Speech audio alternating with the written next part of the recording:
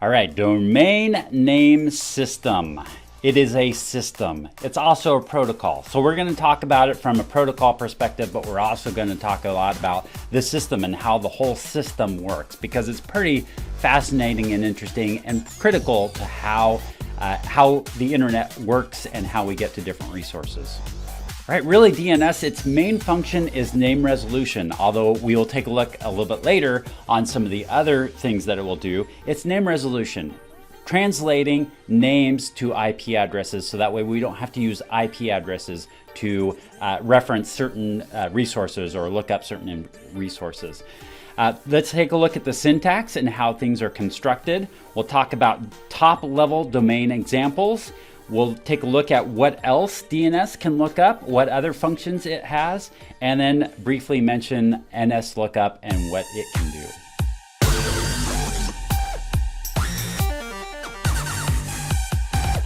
So name resolution is because we are used to typing in certain URLs and certain information into the browser by name, such as www.technosurge.com, and then getting to the resource. We don't use IP addresses to access a lot of the resources. Maybe as an admin, you will access a lot of resources via IP addresses, but the general users do not do that. They generally use names to access certain resources. So this computer, to access let's say a web page over here and be able to view this web page, what it needs to do is it needs to resolve that name to get the IP address, so that way it can send packets to this server and ask for resources. So what it may do is it may go to a local DNS server or an off-site DNS server, and that DNS server will reply with the IP address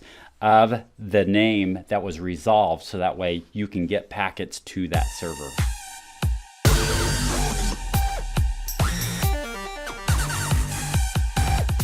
No doubt, we're all at least a little familiar with domains. We've all opened up a browser, we've all typed in domains into there and got resources from those domains. But what are the separate components that make up these domains? Let's take a little more in depth of these different components. For instance, the last little section of this, the .com, is the top level domain. So the top level domain of this is .com. We probably have seen .com, .org, .net, .gov. There are different ones that are out there that we've seen before, and more are getting opened up. We used to be somewhat limited with how much options we had out there, but it continues to grow with time. So then after that, we can consider each one of the other sections as being subdomains of the ones prior. So what I mean by that is example is a subdomain of .com. And sub is a subdomain of example. And www is a subdomain of this sub. So each one of these sections is a subdomain of the prior one, except for the top level is just the top level domain.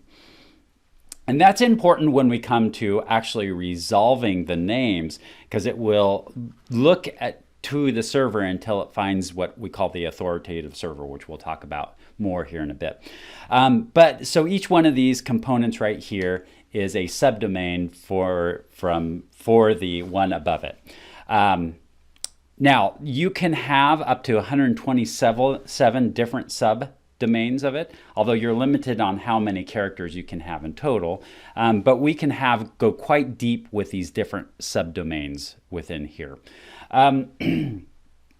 So the other thing that I want to point out here is that right here at the end, not only is this a subdomain of sub, but it's also what we consider the host. The host is going to be the actual machine. So when we get down to the host level of this, then we're usually translating that host to a specific IP address. So that is the host. So the last little part is the host. And we'll see how that plays out when we start looking at domain zones and records and all of that. So that is the host name. The whole thing, to include the host domain and any other domain components of this, we call that the fully qualified domain name. The fully qualified domain name is the whole package.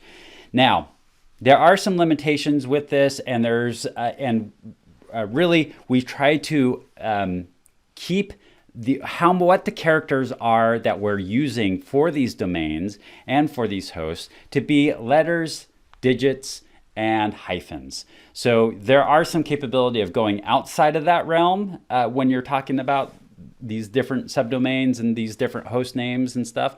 But for the most part, what you probably should be only using is letters, digits, so like 1, 2, 3s, and hyphens.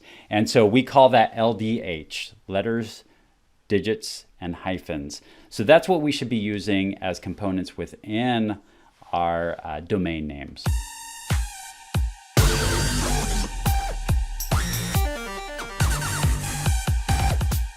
So there's a lot of different top-level domains, and they're coming out with more and more pretty consistently now. And so it used to be that they're just the standard ones, the .com, the .org, .net, .edu, .gov, .mil. But now they're opening up more and more, and we got a lot of options. And this is just a very small, minute list.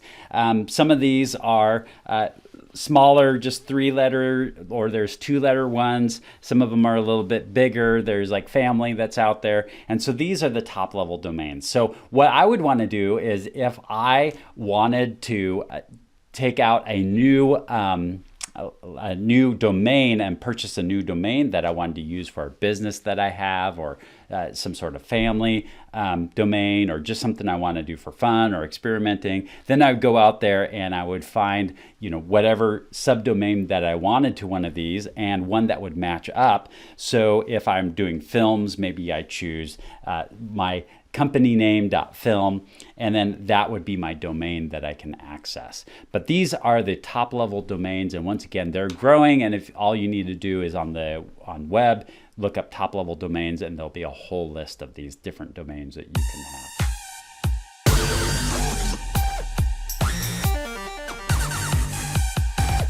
Now, when it comes to a domain, I already mentioned that we can look up and translate from a resource that has a name to it to an IP address. But there are actually quite a few other records that you can also, and each one has a certain purpose for it. So an example, what we've mainly been talking about is doing a host name to an IP address. We call that an A record, or a quad A record. This quad A is more for IP version 6s versus just the A record is for IP version 4. So what it will do is, when you look up www.example.com, then it's going to go to example.com domain and look up the host name, what is www. And then what it will do is it will reply back with an IP address. So that is an A record. If it replies back with an IP address for www.example.com, then you're going to, what you're getting is an A record. There are like times when we have somebody's name like Andrew at example.com, and that's an email address. What it will do is go to the example.com domain and say, what is your MX record? What is your mail exchange server? And so what that will translate to is probably another name of another server or an IP address. Either case, though, that is what's called an MX record. So we'll have MX records that's going to point to a resource that will be for the mail exchange, and that's what I'm going to send mail to. All right. There are times when we don't want to just point to an IP address. Maybe it's a resource that's in the cloud and the IP address changes all the time. So I need to point to this resource, but I need to point to a host name. So there is a host name to host name. We also call this an alias record, or a CNAME record. So a CNAME record points to another host name. So for instance, if I have www.example.com, but I want to point it to www.technosurge.com, then I can use a CNAME record to point to www.technosurge.com. Then we also have a reverse DNS. Reverse DNS is when you translate an IP address to a host name. We call that a pointer record or a PTR record, pointer. And so that is when we take an IP address and we translate it to a host name. And we can do that for things like verification. So we'll use it for verification to make sure that, double check to make sure that this is where we should be sending something to. And then finally, we also, one of the other records is a name server record. The name servers are the servers that are actually going to be hosting out certain domains. So that just specifies what the name server, what the IP address is for the name servers for a certain domain is. This is certainly not an exhaustive list of different resources, but this is a some examples of the different records that you would see.